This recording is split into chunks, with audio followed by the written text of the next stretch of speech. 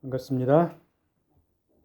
오늘 제목은 유대인의 왕 나사렛 예수입니다.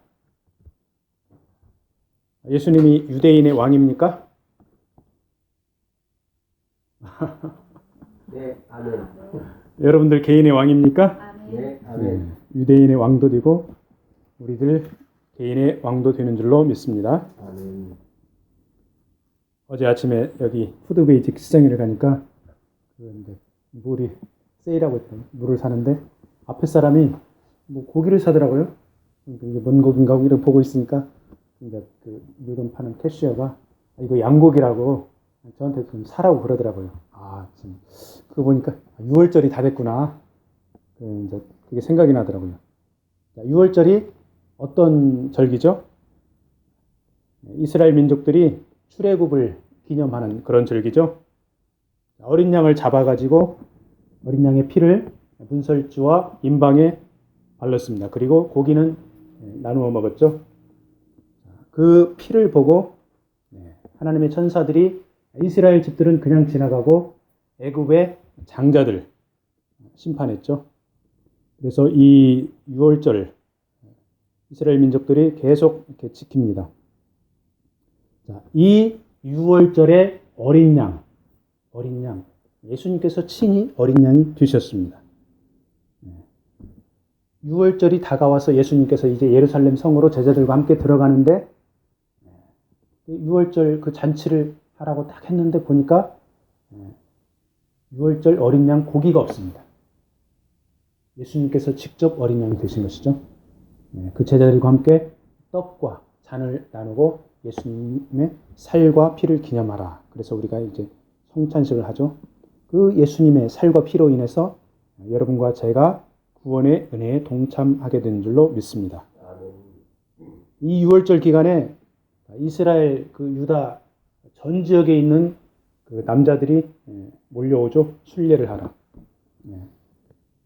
남자들이 주로 많이 옵니다. 이제 아이들과 여자들도 오기는 하는데, 그 다음에 지중해 연안 거기에 디아스포라들이 많이 흩어져 있죠. 엄청나게 몰려듭니다. 그 성경학자들이 그때 당시에 예수님 시대로부터 한 3, 40년쯤 지나서 얼마나 많은 사람들이 몰려들었을까 계산을 해보니까 대충 200만 명 이상이 넘는 그런 남자들이 6월절 기간에 몰려든 것으로 이렇게 추정을 하고 있습니다. 그 예루살렘 시내가 인산인해가 되었죠. 그렇게 많은 사람들이 몰려들었는데 거기에 소문이 떠돌았습니다. 어떤 신비한 소문이 떠돌았습니다. 나사로라는 사람이 죽었는데 이 사람이 살아났다더라. 이런 소문이 떠돌았습니다. 그런데 그 나사로를 살린 사람이 선지자 예수라는 사람이다. 이분이 예루살렘에 온다. 이런 소문이 떠돌았습니다. 이런 소문을 듣고 많은 사람이 몰려들었습니다. 몰려들어서 보니까 정말로 예수라는 사람이 그 예루살렘에 들어왔어요. 그래서 이제 그 엄청나게 많은 사람들이 쫙 줄을 서가지고 행동과 말로써 그 예수님을 환영을 했습니다. 어떤 행동으로 예수님을 환영했습니까? 오늘 말씀해 보니까 종려나무 가지를 흔들었습니다. 이 종려나무 가지는 그 마카비 시대로부터 유대 국가의 상징으로 인정을 받았습니다. 그러니까 이 종려나무 가지를 이렇게 흔든다는 것은 유대인들 입장에서 보면은 자기 안에 가지고 있는 이 민족주의적인 열정을 이렇게 드러내 보이는 것이죠. 이렇게 행동으로 종려나무 가지를 흔들고 그 다음에 말로서 또 예수님을 환영했습니다. 호산나 찬송하리로다. 주의 이름으로 오시는 이 곧 이스라엘의 왕이시여. 이렇게 예수님을 왕으로 환영을 하죠. 호산나는 지금 구원을 주시옵소서 이런 뜻입니다. 이 말은 시편의 118편 25절, 26절을 인용한 말씀으로 메시아를 가리킵니다. 그러니까 이스라엘의 왕, 메시아, 예수님을 메시아로 환영한다 이 말씀이죠. 그래서 6월절 이 의식 기간 동안에 많은 순례자들이 이렇게 예루살렘 성전으로 몰려드는데, 성전으로 가는 그 길에서 이 시편의 113편에서 118편 이 말씀을 암송을 합니다. 자, 이러한 암송이 6월절 기간 동안에 해마다 계속되었습니다. 자, 그런데 드디어 해마다 이렇게 암송을 하고 순례자가 행진들을 하고 그랬는데, 드디어 예수님이 오신 이 해에, 이 특별한 해에 자기들이 암송한 이 말씀의 궁극적인 의미를 예수님 안에서 발견을 했습니다. 거기 모인 무리들이 이 사실을 감지하고 외친 소리가 바로 그것을 의미하는 것이죠. 자, 시편 118편 25절에 뭐라고 나와 있습니까? 거기 카톡에 올려놨죠? 여호와여 구하옵나니 이제 구원하소서. 구원하소서. 이렇게 외치죠. 여호와여 우리가 구하옵나니 이제 형통하게 하소서. 구원하소서, 형통하게 하소서. 이렇게 말씀하셨고, 그 다음에 26절에 보니까 여호와의 이름으로 오는 자가, 오늘 요한복음에는 주의 이름으로 오는 자가 이렇게 나와 있죠. 여호와의 이름으로 오는 자가 복이 있으며 우리가 여호와의 집에서 너희를 축복하였도다. 이렇게 시편에 말씀하고 있죠. 자, 죽은 나사로를 살린 예수님을 보고 무리들은 민족주의적이고 메시아적인 열정이 넘쳐 흘렀습니다. 그래서 예수님을 죽음을 정복한 왕으로 환호한 것이죠. 자, 오늘 종려주일인데 우리도 한번 이 예루살렘을 행진하는 이 순례자들처럼 한번 외쳐봤으면 좋겠습니다. 여기 카톡에 올려놓은 대로 시편 118편 25절, 26절을 한번 이렇게 같이 외쳐봤으면 좋겠습니다. 25절 여호와여 구하옵나니 이제 구원하소서. 여호와여 우리가 구하옵나니 이제 형통하게 하소서. 여호와의 이름으로 오는 자가 복이 있으며 우리가 여호와의 집에서 너희를 축복하였도다. 아멘. 자, 우리도 이제 거기에 예루살렘에 있는 순례자들, 예수님을 향해서 외치는 그 순례자들이 된 것이죠. 자, 그때 당시의 순례자들은 우리를 구원하소서, 오시옵소서 이렇게 외쳤습니다. 그런데 우리는 이미 구원자가 오셨습니다. 그리고 우리 가운데 구원자 예수께서 계십니다. 이 얼마나 복받은 우리들입니까? 아멘. 아멘. 자, 무리들은 이렇게 막 환호성을 치는데 이와는 대조적으로 예수님을 보니까 어린 나귀 새끼를 탔습니다. 얼마나 초라합니까? 그러니까 왕의 모습이 아니에요. 자, 왕의 모습이 되려면 어느 정도는 돼야 됩니까? 왕이 되려면 엄청나게 멋있는 그 말에 타야죠. 그리고 군대가 그냥 쫙 있어야 되죠. 여러분, 그 이스라엘의 왕 솔로몬, 병거의 말이 외양간에 4만 마리가 있었어요. 그 다음에 마병, 군사가 12,000명이 있다고 이렇게 열왕기 4장 말씀에 나와 있거든요. 그래서 왕은 솔로몬 왕의 화려한 군대, 마병, 이 정도는 돼야 왕이라고 할 수가 있죠. 근데 예수님은 어떻습니까? 나귀 새끼를 타고 오셨습니다. 그런데 이 모습이 그냥 모습이 아닙니다. 구약 성경에서 예언한 그 말씀이죠. 그래서 스가랴서에 예언된 겸손하여서 나귀를 타고 온 그 왕이십니다. 스가랴 9장 9절 말씀을 올려놨을 겁니다. 자, 시온에 따라 크게 기뻐할지어다. 예루살렘에 따라 즐거이 부를지어다. 보라, 내 왕이 내게 임하시나니 그는 공의로우시며 구원을 베푸시며 겸손하여서 나귀를 타시나니 나귀의 작은 것, 나귀의 새끼니라. 이렇게 구약 성경의 말씀을 정확히 성취하면서 나귀 새끼를 타고 온 왕은 연약한 것 같지만은 화평을 선포하시는 그런 왕이십니다. 스가랴 9장 9절 다음에 10절도 올려놨을 겁니다. 거기 보면은 내가 에브라임의 병거와 예루살렘의 말을 끊겠고 전쟁하는 활도 끊으리니 그가 이방 사람에게 화평을 전할 것이요. 그의 통치는 바다에서 바다까지 이르고 유브라데 강에서 땅끝까지 이르리라. 예수님께서 어떤 왕으로 오셨습니까? 정치적, 군사적 왕으로 온 게 아닙니다.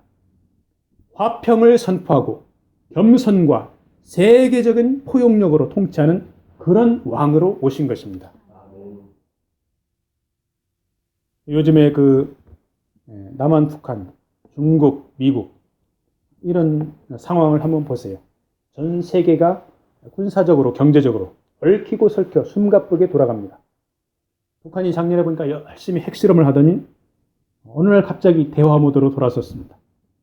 미국하고 중국은 어떻습니까? 서로 무역 전쟁을 벌일 것 같은 일촉즉발의 위기 상황입니다. 이렇게 눈에 보이는 현상들은 복잡하죠. 그렇지만 그 내면을 보면은 각 나라마다 민족주의입니다.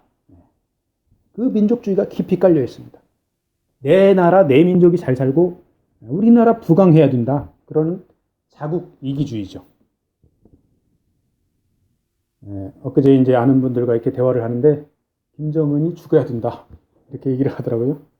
박근혜는 부활해야 된다. 문재인 정권은 북한에다 엄청 돈을 퍼다 준다. 이런 이야기들 합니다. 이런 이야기들이 들어보면 전부 다 나름대로 일리가 있습니다. 그렇지만은 관점이 세상 나라의 관점입니다. 자, 우리들은 하나님 나라의 백성들입니다. 하나님 나라의 백성들이라면은 어떤 관점으로 바라봐야 됩니까? 하나님께서 바사왕 고레스, 그 당시에 강대국 페르시아 왕 고레스를 하나님께서 들어 쓰셨습니다. 그리고 이 고레스를 통해서 이스라엘 백성들, 유대인들을 해방시켜 주셨죠. 그래서 하나님께서 각 나라 지도자들을 들어 써서 하나님 나라가 한국에, 북한에, 중국에, 미국에 하나님 나라가 전 세계에 이루어지기를 기도하는 것이 바로 하나님 나라의 백성의 자세인 줄로 믿습니다. 김정은, 문재인, 시진핑, 트럼프 이 지도자들이 정말로 하나님이 두려워서 벌벌벌 떨도록 우리가 기도를 해야 되겠죠. 평화의 왕으로 겸손하게 오신 예수 그리스도의 통치가 각 나라에 임하기를 간구해야 될 줄로 믿습니다. 이렇게 수많은 대중들이 예수님을 환영했지만은 기득권을 가진 종교 지도자들은 예수님을 신성모독죄로, 참남죄로 죽이려고 하죠. 그리고 예수님뿐만 아니라 나사로도 죽이려고 합니다. 예수님이 나사로를 살려냈죠. 그 나사로 때문에 많은 사람들이 예수님을 믿습니다. 그래서 나사로도 덩달아 죽이려고 합니다. 이 대제사장들과 종교 지도자들은 예수님을 하나님의 아들 메시아, 왕이신 것을 몰라봅니다. 그리고 경제적인 이해관계, 종교적인 이해관계, 그런 이해관계 때문에 예수님을 엄청 싫어합니다. 자, 당시 6월절에 이렇게 많은 몇백만 명이 되는 사람들이 온다고 그랬죠. 사람들이 와서 예루살렘 성전으로 가서 어린 양, 그 다음에 뭐 비둘기 같은 그런 재물이 필요합니다. 제사를 드려야 되니까. 그러면은 이 순례자들이 어린 양이나 이런 재물을 가져오면은 대제사장들, 그런 영향력 있는 그 물건 파는 사람들이 트집을 잡습니다. 어린 양에 흠이 있다, 멀룩이도 있다, 지저분하다. 그래가지고 자기네들이 파는 그런 재물만 독점적으로 판매를 합니다. 거기서 엄청나게 많은 경제적 이득을 취하는 것이죠. 그 다음에 또, 그 이스라엘 남자들은 성인 20세 이상이면 1년에 그 반세겔씩 성전세를 내야 되죠. 자, 이 몇백만 명이 되는 사람들이 성전세를 내는데 이스라엘 동전 세겔만 받아줍니다. 그리고 로마 돈 데나리온이라 뭐 헬라의 드라크마를 가져오면은 환전을 해주죠. 거기에서 이제 환율 막대한 그런 경제적 이득을 취득을 합니다. 그런데 예수님께서 와서 뭘 하셨습니까? 채찍을 만들어 가지고 성전을 막 청소를 해버리죠. 그러니까 이 대제사장의 영향력 있는 이런 사람들, 엄청나게 돈을 많이 벌어들이는데 예수님이 얼마나 미웠겠어요. 돈을 못 벌게 하니까. 그래서 예수님을 이렇게 경제적으로도 미워하고, 그 다음에 종교적으로도 미워하고, 대제사장들 불안하죠. 기득권을 방어하려고 그러죠. 그때 당시 예수님 시대의 대제사장이 가야바였죠. 이 가야바의 장인이 안나스입니다. 그리고 안나스는 전직 대제사장입니다. 전부 다 한 통속입니다. 로마 당국이 그때 당시에 이제 유대인들을 통치를 했는데 유대인들을 컨트롤 해야 되죠. 유대인들의 정신적 지주 대제사장 안나스를 면직을 시켜버립니다. 그만큼 이 로마가 파워가 있다. 그런 거를 이야기를 하는 거죠. 근데 안나스가 가만히 있습니까? 뭐 군사적으로 대항을 할 수 있습니까? 어떤 식으로 이 로마 제국에 다가가냐면은 돈으로 다가갑니다. 그래서 자기 사위 가야바를 대제사장으로 이렇게 앉힐 수 있도록 로비를 하고 그런 쪽으로 갑니다. 그래서 실제로 가야바가 대제사장이 됐죠. 안나스가 얼마나 이렇게 주도 면밀하게 로비를 하고 그러냐면은 아들 5명이 대제사장이 됐습니다. 사위 가야바. 나중에 손자 1명까지 대제사장에 임명이 됐죠. 이 가문이 온통 대제사장의 가문입니다. 그리고 거기에는 많은 돈이 필요했죠. 로비할 돈. 그러니까 거기서 성전에서 뭐 양 팔고 그 다음에 환전하고 그렇게 돈을 많이 뜯은 것이죠. 그래서 그때 당시 대제사장이던 가야바가 예수님을 기소를 하죠. 그리고 거짓 증인을 세우고 재판관 빌라도였죠. 빌라도의 법정에서 예수님이 섰습니다. 결국 예수님은 어떻게 됐습니까? 요한복음 19장 1절에서 16절에 보면은 빌라도가 예수님을 신문하고 재판하는 장면이 나옵니다. 결국 예수님이 사형 선고를 받았죠. 그런데 그 재판하는 장면에 보니까 대제사장들이 아주 충격적인 말을 합니다. 도저히 해서는 안 될 말을 합니다. 15절에 보니까 예수님을 십자가에 못 박게 하소서 하면서 가이사 위에는 우리에게 왕이 없나이다. 이렇게 이야기를 합니다. 자, 구약 성경에서 면면이 흐르는 그 이스라엘 사상이 뭐냐면은 이스라엘의 왕이 하나님이십니다. 신정 정치죠. 그리고 대제사장들이 이걸 다 알고 있습니다. 하나님이 이스라엘의 왕이고 또 하나님께서 이스라엘에게 왕을 세워주셨다. 대제사장들이 다 알고 있죠. 하나님께서 다스리신다는 걸. 그런데도 뭐라고 합니까? 우리에게는 로마 황제 시저밖에는 왕이 없나이다.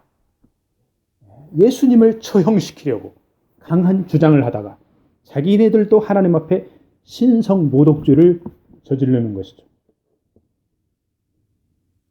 사실 빌라도는 예수님이 정치적으로 전혀 죄가 없다는 것을 알고 있었습니다. 파악을 했어요. 그래서 석방시키려고 했죠. 그래서 종교 지도자들하고 이렇게 밀고 당기고 씨름을 합니다. 그런데 종교 지도자들이 이 빌라도의 결정적인 약점을 쥐고 로마 황제를 걸고 넘어가면서 예수님을 석방하면 로마 황제 시저의 충신이 아니다. 이렇게 협박을 합니다. 거기에 빌라도가 굴복을 해버리죠. 참 아이러니하죠. 로마 총독이 식민지 종교 지도자들의 논리에 그만 넘어가 버린 것이죠. 빌라도는 자신의 총독 자리에 영향을 주는 것들은 제거를 해서 후환을 없애고자 했을 것입니다. 결국 빌라도는 예수님에게 사형을 선고합니다. 만고의 죄인으로 그 이름으로 남죠. 우리가 사도신경으로 이렇게 신앙 고백을 하는데 거기에 빌라도의 이름이 나오죠. 얼마나 이게 참 그 치욕적이고 큰 죄인입니까? 빌라도는 자기 이름으로 예수님의 죄를 찾지 못하겠노라 이렇게 말까지 해놨습니다. 근데 그 무지한 예수님에게 십자가 극형을 선고한 거죠. 이렇게 선악에 대한 가치 판단이 이해관계가 얽혀 있으면은 얼마나 자의적으로 왜곡되고 변질되는지 빌라도가 극명하게 보여주고 있죠. 빌라도뿐입니까? 우리들도 마찬가지입니다. 자, 나에게 유리하면 상대방에게 잘해주고 내가 손해볼 것 같으면 진리를 외면하고 거짓에 동의하는 경우가 얼마나 많습니까? 얼마 전에 이명박 대통령이 구속됐죠? 참 시국이 불안합니다. 김대중 대통령은 사형 선고받은 전두환 대통령을 용서해 줬죠. 이명박 전 대통령은 노무현 전 대통령을 죽음의 길로 몰고 갔죠. 그리고 결국은 이명박 대통령도 며칠 전에 감옥에 갇혔습니다. 국가적으로 참 불행하고 안타까운 사건이지만은 이런 거를 보면서 캐톨릭 교도인 김대중 대통령은 참 이렇게 넓은 마음으로 용서를 해줬습니다. 근데 장로 대통령 이명박은 이 노무현 대통령을 막 사지로 몰고 갔죠. 김대중 대통령의 쓴 말이 기억이 나더라고요. 찬미 예수, 건강 100세. 예수님을 찬미하면서 건강하게 100살까지 살자. 김대중 대통령이 그런 말을 했는데 참 이 이명박 대통령이 그 감옥에 갇힌 걸 보면서 국가적으로 불행하고 안타까운 그런 마음을 느낍니다. 그래서 이번 일을 계기로 전직 대통령 이명박이 장로 이명박, 하나님의 사람 이명박, 크리스찬 이명박으로 거듭나는 그런 역사가 있기를 참 이렇게 소원을 해봅니다. 십자가 사형 선고를 받은 예수님은 이제 로마 군인들한테 채찍질을 당하고 조롱을 당합니다. 이 가죽 채찍의 끝에다가 금속 쇠조각을 달았습니다. 그 다음에 뼈 조각을 붙입니다. 그래서 이 채찍으로 때리면 살점이 떨어지고 핏물이 줄줄 흐르죠. 그 다음에 머리에다가 이제 가시나무로 관을 엮어가지고 머리에 씌웁니다. 또 이제 그 황제들, 귀족들을 상징인 자색 옷을 입히죠. 그리고 유대인의 왕이라고 조롱을 합니다. 십자가에 못 박아서 걸어 놓습니다. 죽을 때까지 그렇게 걸어 놓습니다. 그래서 이 십자가에 못 박혀서 있으면은 너무너무 아프고 괴롭습니다. 가슴이 쥐어듭니다. 견딜 수가 없어서 나중에 죽을 때는 질식사합니다. 이렇게 죽을 때까지 고통을 받죠. 여러분들 남에게 혹시 매를 맞아 봤습니까? 남에게 매 맞는다는 것은 인간의 존엄성을 짓밟히는 아주 치욕적인 일이죠. 우리 모두 어렸을 때 친구들과 다투면서 좀 맞아본 적은 있을 거예요. 그렇지만은 죽도록 얻어맞은 적은 아마 아무도 없을 것입니다. 그래서 우리는 자존심이 깊이 상하고 모욕당한 것에 대해서 큰 그런 경험은 없는 편이죠. 그런데 우리가 치욕적인 일을 당한다 치더라도 우리는 극복할 수 있습니다. 바로 주님께서 우리 대신에 조롱당하고 고난당했기 때문에 우리가 치욕을 극복할 수 있습니다. 우리의 육신의 고통이 아무리 힘들어도 버틸 수가 있습니다. 바로 주님께서 우리 대신에 매맞고 고통을 겪었기 때문에 우리가 버틸 수가 있는 줄로 믿습니다. 우리가 때로는 숨막힐 정도로 도저히 해결할 수 없는 문제에 직면을 할 때도 있습니다. 그런데 주님께서 십자가에서 고통으로 질식해서 죽으셨습니다. 우리가 주님과 함께 죽으면 해결할 수 없는 문제 해결될 줄로 믿습니다. 모든 문제를 주님 앞에 내려놓는 것이 바로 주님과 함께 죽는 것이죠. 이번 주가 고난주간인데 주님의 고난과 조롱받은 사건 가슴에 와 닿습니까? 혹시 예수 그리스도의 그 고난이 마음에 와 닿지 않으면 이번 주간에 좀 더 간절히 기도하면서 예수 그리스도의 고난과 그 마음을 알게 해달라고 좀 이렇게 하나님 앞에 매달렸으면 좋겠습니다. 자, 예수님의 십자가에 패를 붙였습니다. 거기에는 유대인의 왕 나사렛 예수, 아람어는 히브리어 지방 방언이죠. 아람어와 로마, 라틴어, 그 다음에 헬라 3개 국어로 기록이 되어 있습니다. 대제사장들이 자칭 유대인의 왕이라고 써달라고 빌라도에게 요구를 했죠. 빌라도가 단호하게 거절합니다. 요한복음에 읽어보면 왕이라는 단어가 자주 등장합니다.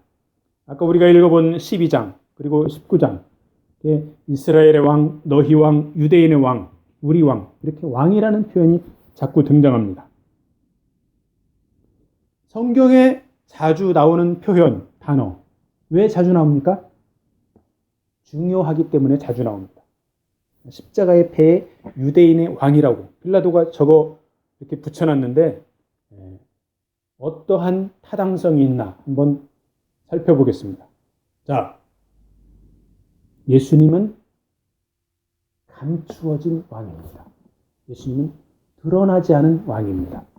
로마 군인들이 조롱하고 장난치면서 유대인의 왕이여 평안할지어다 이렇게 외치는데 세상적인 관점으로 보면은 예수님은 왕하고는 전혀 상관없는 그런 인물이죠.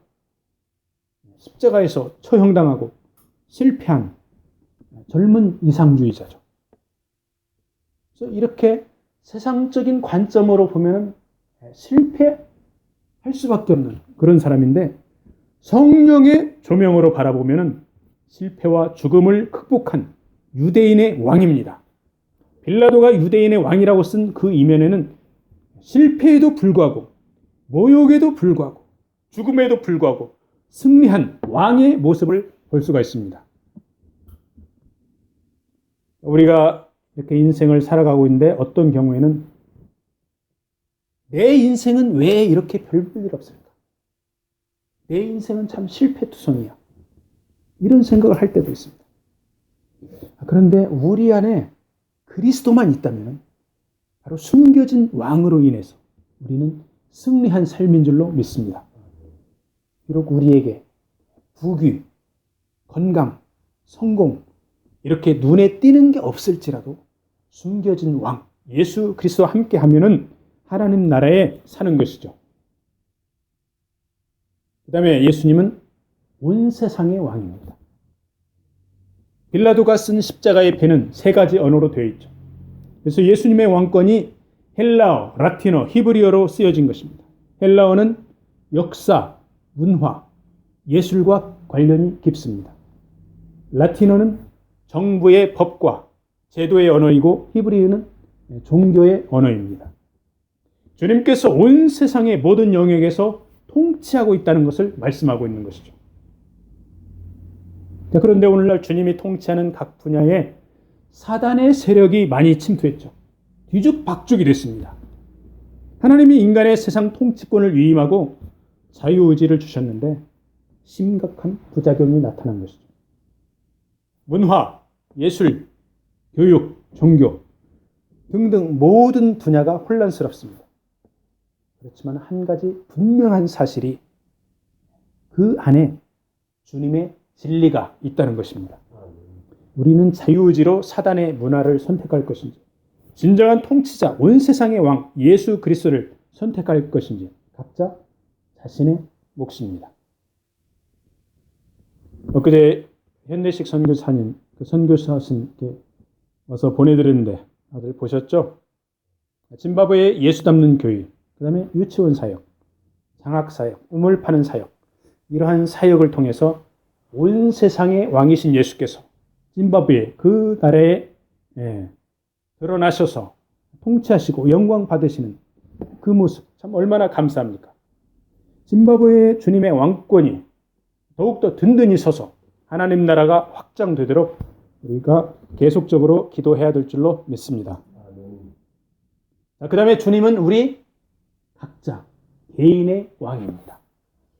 주님은 하늘과 땅의 모든 권세를 갖고 있으면서도 십자가에서 무참하게 죽으셨습니다. 인간적인 관점으로 보면 허망하기 짝이 없습니다. 그런데 인간의 생사화복을 주장하는 그분이 죽으셨기 때문에 우리 개인이 살아날 수 있는 역설적인 상황이 발생한 것이죠. 주님이 죽지 않으셨다면 우리 죄인 우리들은 살 가망이 없습니다.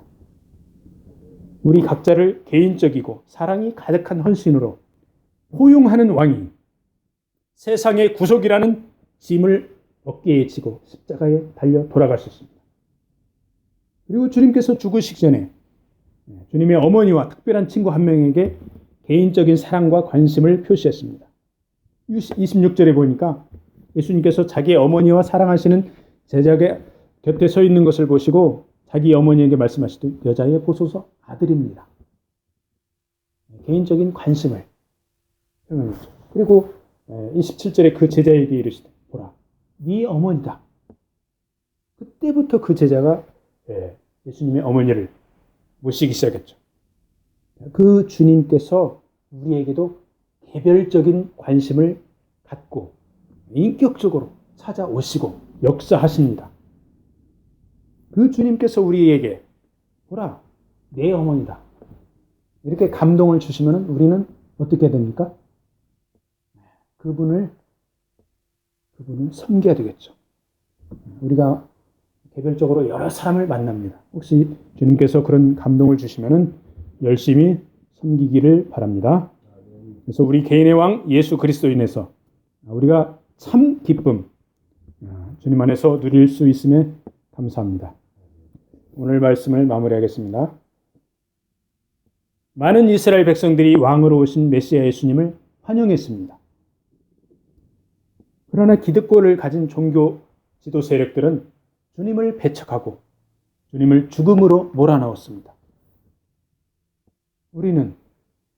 여러분들은 주님을 왕으로 맞이하고 있습니까? 그냥 머릿속에 예수님을 구세주 예수로만 생각을 하고 있습니까? 주님을 우리 개인의 왕으로 영접하고 그 주님의 통치에 따른다는 것은 거기에는 대가가 따릅니다. 자, 종교 지도자들이 내려놓지 못한 기득권, 우리에게 무엇이 있습니까? 혹시 종교적인 기득권이 있습니까? 경제적인 기득권이 있습니까? 철저하게 내려놓고 왕이신 주님을 따르기를 바랍니다. 빌라도는 진리의 왕 예수 그리스도를 배격하고 거짓의 무리들과 타협을 했습니다. 우리 삶 가운데 내 것을 차지하려고 타협하고 섞고 물타기 하지 않았나 돌아보기를 원합니다. 주님은 숨겨진 왕, 온 세상의 왕, 그리고 우리 각자 개인의 왕으로 오셨습니다. 그 주님이 여러분과 저 소중한 한 생명들을 구하려고 조롱당하고 고난받고 죽으시고 마침내 부활하셨습니다. 그리고 성령님을 통해서 하나님의 백성들을 통치하고 계십니다. 그리스도가 다스리는 왕국에 참여하고 싶습니까? 그 첫 걸음은 회개하고 자기 십자가를 지고 주님을 따르는 길입니다. 주님과 함께 정과 욕심을 십자가에 못 박는 것입니다. 그러면 성령께서 우리 각자를 승리의 길로 인도를 하십니다. 이번 한 주간도 왕이신 예수 그리스도를 기쁨으로 따르기를 축복합니다. 아멘.